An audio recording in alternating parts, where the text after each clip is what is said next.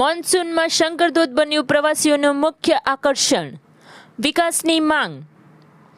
વલસાડ જિલ્લાના ધરમપુર તાલુકાના અંતરિયાળ પહાડી વિસ્તારોમાં મેઘરાજાની કૃપાએ પ્રકૃતિએ અપૂર્વ સુંદરતાનો પરિચય આપ્યો છે.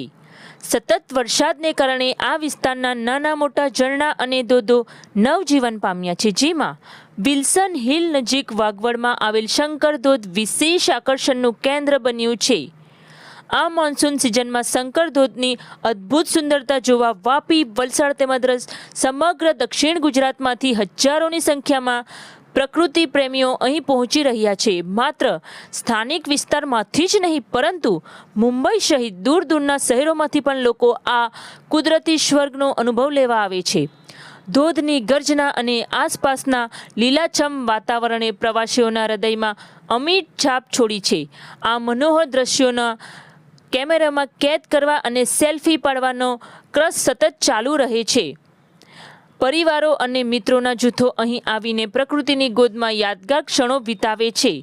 જો કે દર વર્ષે વધતી જતી પ્રવાસીઓની સંખ્યાને જોતા અહીં આવતા લોકો આ વિસ્તારના વિકાસની તીવ્ર માંગ કરી રહ્યા છે.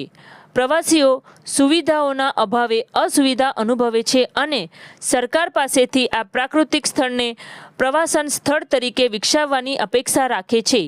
આ મોન્સૂન સિઝનમાં શંકરધોધ પ્રકૃતિ પ્રેમીઓ માટે સ્વર્ગ સમાન બન્યું છે, પરંતુ યોગ્ય વિકાસ અને સુવિધાઓ સાથે તે ગુજરાતનું અગ્રણી પ્રવાસન સ્થળ બની શકે છે.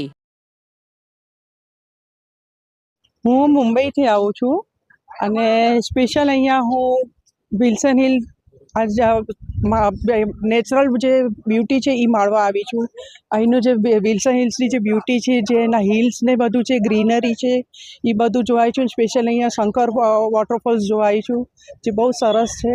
અને આમ એમ લાગે કે અહીંયા પીસ ઓફ માઇન્ડ અહીંયા છે અને એક જાતની યાદી અમે લઈને જઈ રહ્યા છીએ. અહીંયા જંગલનું વાતાવરણ એકદમ આમ શાંત અને બહુ સરસ છે. એમ લાગે કે નહીં અહીંયા આમ રહેવા જેવું છે, એવું એક ટાઈપનું લાગે. ભીડભાડથી તો મુંબઈમાં જે એટલી ભીડભાડ છે એને એટલી જે કોન્ક્રીટ રોડ છે, એટલી ગરમી છે, એમાંથી જો બહાર નીકળીને અહીંયા સ્પેશિયલ આવે તો એટલી ઠંડક છે અને બહુ સરસ. અને એમાં ખાસ મોન્સૂનના બહુ મજા આવી રહી છે અહીંયા જવાની. થોડી સુવિધા એટલે બસ એમ જ કે ભાઈ હજી પણ થોડુંક હજી આ લોકો વિકસાવે, હજી આવા પોઈન્ટ કે જેમ કે આ વોટરફોલ્સ છે, એ રીતે થોડું બીજું બી વિકસાવે તો બહુ સારું લાગે અમને. પંગારબાડી ગામ છે અને હું એ શંકરધોધ માટે જોવા આવ્યો છું. અહીંયા ઝરણું ખૂબ જ ફેમસ છે અહીંયા, અને હું દર વર્ષે આવું છું અહીંયા જ્યારે ચોમાસું ચાલુ થાય છે. અને ખૂબ જ રળિયામણું વાતાવરણ છે, જોવાલાયક સ્થળ છે અને પ્રવાસીઓ માટે ખૂબ જ એટ્રેક્ટિવ પ્લેસ છે અહીંયા. અને હમણાં તો એવું વાતાવરણ થઈ ગયું છે કે પણ વાદળાઓ અહીંયા પાસેથી પસાર થાય છે, ઠંડુ ઠંડુ માહોલ છે ને ખૂબ જ રળિયામણું લાગે છે. અને ધરતીએ જાણે કે લીલી ચાદર ઓઢી લીધી છે એવું વાતાવરણ થઈ રહ્યું છે. અને આ પ્રવાસીઓ માટે ખૂબ જ સરસ જગ્યા છે, લોકો આવશે જોવા માટે. પણ જવાનું અહીંયા થોડું કેવું છે, લીલું થઈ ગયું છે હમણાં વાતાવરણ, તો થોડું જવાનું અઘરું છે.